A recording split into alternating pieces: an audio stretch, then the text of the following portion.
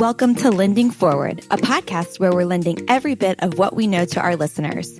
From real conversations and lessons learned deep within the industry to education and forward thinking. Together, we're lending forward. And as always, don't forget to subscribe to our channels and connect with us on www.atlanticbay.com. Atlantic Bay Mortgage Group, LLC, NMLS number 72043, NMLSconsumeraccess.org is an equal opportunity lender located at 600 Lynn Haven Parkway, Suite 203, Virginia Beach, Virginia, 23452.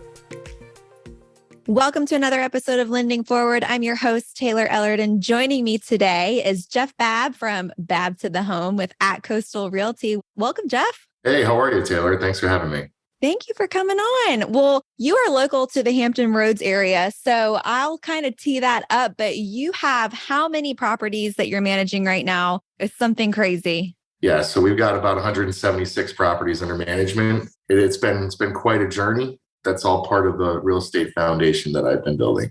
I know. I can't wait to hear all about it. So kind of walk us through where you started. I remember in the green room, we talked about you started with Cox Communications and then you started dabbling and you went all in. So for those who you kind of fall into real estate, right? You don't just wake up unless you come from one of your parents is an agent or you've grown up seeing that. You don't necessarily wake up at 5 years old and say, I really want to be an agent today. How did you kind of get here? And then what is it that you're doing that's unique? So lead me through that. Yeah, sure. So I was with Cox Communications. I was a national affiliate account manager. And my job there was to have affiliate programs refer to Cox and get more clientele that way. So I actually saw a great route being real estate. So I would go to a lot of real estate offices and pitch their agents to refer to Cox, and then they would get rewarded for it. And their clients would also get a white glove treatment, quote unquote. So, I sat in a lot of real estate meetings and was kind of figuring out how these agents were doing it, and people were getting awards for top sales for the month, et cetera. So something really clicked. I was at AtCoastal Realty, and that month an agent got an award for selling $2.5 million. And I'm sitting in the back getting the food ready and my presentation ready. And I'm on my phone. I'm like, $2.5 million times 0.03%, that's $75,000. So you're telling me that somebody made $75,000 this month. And, I never actually considered that to be a reality. So when I figured out that it was, I did ask further questions, of course. I took a deep dive into, well, what am I doing here? And why aren't I over in this field as well? Because I've always been capable in the sales field alone, right? So kind of figuring out that you can make that kind of money each month and it is possible and you don't have to have a boss. You can work your own schedule as long as you're working the clients, opened up an avenue that I'd never explored before. So that's kind of how I got started into real estate. And that's also why I did transition over to AtCoastal Realty, just because the brokerage dynamic there allows you to brand yourself and also monitor yourself. There is coaching there as well, but they allowed me at least to form my business while I was working for another company at the same time. So it was a lot of late hours, but I didn't see that making $10,000 a month or $75,000 a month, which one are you going to work harder for? And obviously that was geared towards the real estate aspect. Absolutely. So what are some of and I think my target audience here, when you land into sales, whether you're on the agent side or you're a mortgage banker, those two different avenues look a lot alike. But I will say, I want to know for real estate agents who are either just now beginning or someone's maybe thinking of dabbling in it or someone's only doing it part-time, what are some of the best pieces of advice that you could give them? Yeah, me personally, just because I was newly married, trying to build the foundation with my personal life, along my professional life and growth, it was important for me to kind of stabilize my income that I was making at my previous employer to at least cover that and then, or maybe a little less, just so I could have a comfort in it. So what I did is I started growing a property management business and I added up all my bills and I divided that off of $150. And that was how many properties I had to get to at least cover my bills before I felt comfortable leaving my job, right? It's always scary starting a new business. It's always scary leaving what you're comfortable doing. But as long as you build that comfort basis below them, whether it's property management, transaction coordinating, being a showing assistant, joining a team, just making sure that you are not setting yourself up to say, okay, I'm going to jump totally into real estate. I've got 6 months in reserves and I'll be fine. Well, guess what?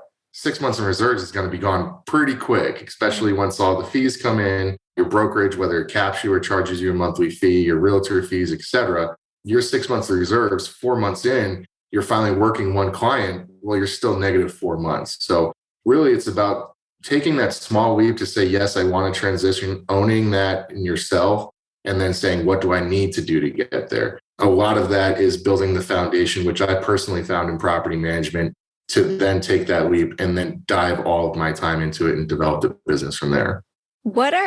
You've got to have a plethora of stories that you could tell off of property management, but what is one good and one bad? Give us one good story that's come from this, whether that's enhancing your experience and then one bad story that you're just like, I've learned so much from this.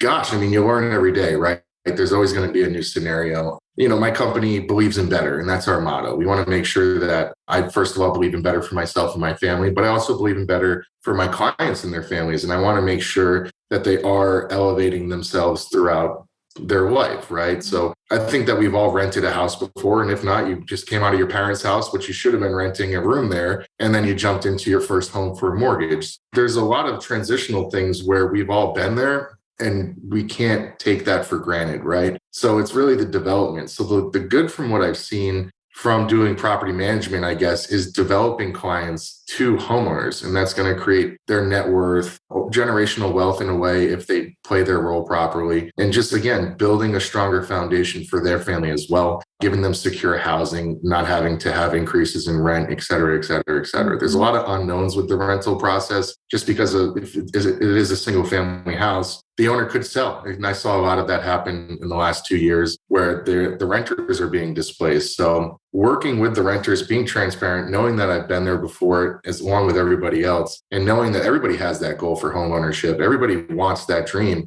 and just showing them that it is a reality. And that's starting those conversations a lot sooner with the mortgage bankers to get them pre-approved. And if they're not pre-approved, we have a 6-month, 12-month game plan that we can put them on for them to work towards their goals. So that's the really rewarding part out of that, just to ensure that they are maturing and they are reaching their goals, and then they don't feel held down just on what's in their head, and they're able to talk about it and realize that it can be a reality. The bad part about property management, gosh, well, there's a lot of maintenance that I got to take care of, right? There's a lot of tenant issues as far as satisfaction levels. Are we getting things done fast enough? But, when I'm handling the property management side of things, I understand, and I make my owners understand, or at least set that expectation that the tenants are paying a premium to live in your property, and they're paying a premium to live there because they have confidence in my business and they have confidence in you, the owner, that we're going to take care of it because that's the way we're going to present ourselves. So at the same time that the tenants are having a hard time and we're hearing that, we're also letting them know that we are elevating issues and we are going to get things fixed quickly to ensure that they're comfortable. So, it's every day's a learning experience because you don't know what's going to pop up. A tree could fall through a house one day. You got a backed up sewer line the next day.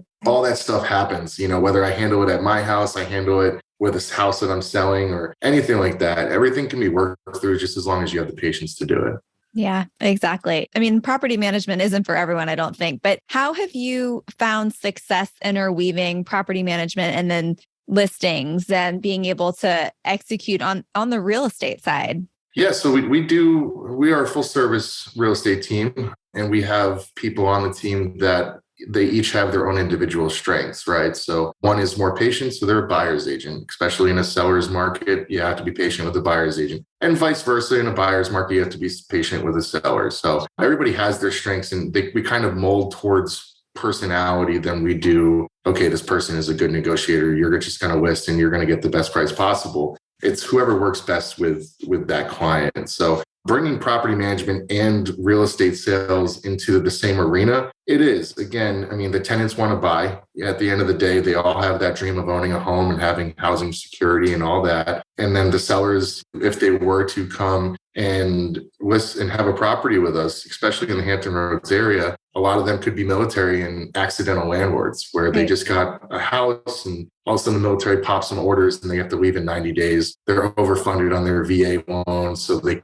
can't get out. They're still underwater with that allowance. And we have to manage the property until that they can go ahead and sell it. So a lot of these relationships that I am building personally are intertwined with each other, and they're just taking time to kind of flatten out. We're getting rid of the wrinkles in the fabric, I guess you could say, and making sure that both sides of it are reaching their goals. Yeah, that's important. And I love that you're able to have that at the end of this lease, the opportunity to buy is there, or how can we help groom you so where you're able to purchase and get pre-qualified? So that's huge. How would you say at what point you decided to grow a team? Right now there's a few sides. I think some people the market's cooling off a little bit, but before, when it was houses, interest rates are so great. When did you decide to grow out your team? What was the aha moment where you're like, I need extra people to help me do this? Time. There's a lot of dynamic, especially there's a lot of moving parts in property management. There's a lot of moving parts in sales. Can I do it all? Yeah, I thought I used to be able to, but I was also running myself ragged, not giving the quality family time. And a lot of real estate agents feel the burn. I'm sure some of y'all can relate. A lot of it is you're getting flack from your job, but you're also getting flack at home because your job's consuming you. There isn't a time where, okay, a client tells me I got to pull the trigger on a house and I'm not on a computer at 10 o'clock at night writing up a contract. So really it was more delegation. And I think that I was able to do that personally myself, which was a commitment to myself to know, okay, you got to drop the control. You're not going to have somebody that's going to be doing what you would do exactly, but they're still going to do it in what they see the right way, which is ultimately going to be the end goal. So opening yourself up to allowing others to come in, it may not be the perfect ideal, but once you do allow others to come in, you can then take some of your time back. You can put focus back on your family, or you can put focus back into your business, or both, whatever it is, and kind of find other dynamics to grow. And really, that's the key, is making sure that you have a brand, making sure that you're well recognized, and that you're a trusted provider within your community. Yeah, I love that. It is an integral piece of your business to be able to spend due diligence on your business. And if you get so inundated to where your things are falling through the cracks, you cannot do it all. Burnout's a thing, so making sure you know when to do these things, and that it's not easy. There's legwork on the front end, and you've got to spend time with new people. However, in the long run, it truly will pay off. So I love that. That's so important. Are there any one or two stories that have kind of changed the course of your career, or just an aha moment that has bettered you from a business growth, hiring out perspective? It's tough because you had me geared up for another answer. So now I got to gear up to this answer over here. But what I want to say, just to get a little off topic, is when I first started, I always had that serve mentality. And again, that was eating up a lot of my home lifetime, right? Mm-hmm. So setting proper boundaries with the business to not let it consume you so you can have a good quality of life is going to set you up for stronger success in your future, right? So that's going to give you have to feed your family, you have to feed your business, you have to feed yourself, and all of those things take time. So if you're neglecting one, it's going to cry louder for food than the one that's already full, but you're still filling that one because you're not quite aware of what's happening in your surrounding, right? Mm-hmm. So I think that just gearing up and building a business is making sure that your team is fed, and making sure that you're having those qualifying type conversations every week, saying, okay, here's what you need, or what do you need? How can I assist? What can I help you develop with? And it's not just an injection of money, it's an injection of ideas, right? So I like when we have open-ended conversations. How did you do it? Well, I'm an open book. I'll tell you exactly how I did it. It's just going to be on you to take the ball and run with it. So it's having those collaborative conversations to really build up the individuals that allow them to pick up the ball that they thought was super heavy and run with it. Right. And that's just really just the fuel. And it's with who you feed. Yes. Oh, I love that. It's hard to self-serve as well as be servant leadership, right? I mean, like you were saying, you give, and then at some point you've got to find something to help pour into your bucket. But you said something I want to hit back on and unpack a little bit, the setting boundaries piece. That is learned behavior, because I will say from all sales, okay, like no matter what side of, if you're selling medical equipment, you still get this competitive drive in you. And it's almost like if someone calls me and I don't answer, I'm losing a deal. And people have this mindset going into it. And I think it is boundaries are learned over time. So tell us kind of how you noticed, and then in turn, how you've set those, because it's not easy to set boundaries. I know it's not, but what have you done that has changed the way you handle business? It was the craziest thing. I just said one day, I am going to try and operate my business as much as possible between nine and 5. Mm-hmm. And if I lose a client for that, and the person that was going to potentially work with me did not understand that I also needed my family time and I also needed to feed myself, right, then that may not be a good fit for who I'm trying to work with. And it's all about having those successful relationships. I would rather have 5 successful relationships than 10 stressed out relationships, right? 100%. So I actually have a client, Cuban and Joe Phillips. They've bought and sold probably 5 houses from me so far in the last 3 years. She has a buy and sell problem, but I'm okay with it. And she actually told me, she's like, when we first started working together, you said that you couldn't come over to my house at 7:00 because you were spending time with your family. And I really valued that because you are a family person and you do set boundaries. And I wanted to work with you because of that. So as scary as it is to say, okay, well, crap, if I don't drop everything I'm doing right now to be attentive to my client, then I'm going to lose that person as a client. That person at the same time isn't respecting you if you do lose that person, because they're using your time over and above and beyond. So it really kind of set the tone for the business. Of course, in property management, we do keep our phones on us at all times in case of emergency, but there are those boundaries that you set. If I get a phone call, I answer it. Oh, my dishwasher's broken. Okay, it's non-emergency. I'll be happy to give you a call tomorrow. Please send me an email and I'll be happy to follow up. So I think a lot of real estate agents, and this is, of course, my opinion, are just always running when they can, but that's also how they perceive the business. But the business shouldn't work and consume you. You should work the business to your skill level. If people see that and people see your skills, then they're going to be patient and wait and want to work with you. Exactly. And it is all about respect. If you miss that call or you can't take that call and they move on, I don't think it was the right fit to begin with. Right. Yeah. So, and you almost do yourself a favor. Yeah, absolutely. And there's always going to be the next person. And we always want to, especially being in sales, we always want to crush it. We always want to be able to get every single client, but every single client isn't meant for you. And I live by a motto: what is yours will not pass you in life, right? And if you deep dive into that, there's a lot of information just in that line. So, you're setting yourself up, and it really depends how you want to build that kind of structure. Yep, that was perfect. Well, how are you you and your team planning to lend forward for the rest of the year? Gosh, it's all about rates. So right now, personally, what I'm seeing is that inventory is still a little lower. Rates are subjective, I guess, depending. You date your rate, you marry your home type thing. There is kind of stagnancy in the market from what I'm seeing, especially on some certain listings that I have. Rentals are still booming, but really it's just about making sure that we're better educating our clients. And as far as moving forward with the team and team growth, it's just making sure, again, it always comes back to the foundation. Make sure that you have the strong rocks on the bottom. Make sure that you're building properly on top. Make sure that you're having transparent conversations and identifying weaknesses and building those weaknesses up into strength, and making sure that the strength isn't becoming overinflated at the same time.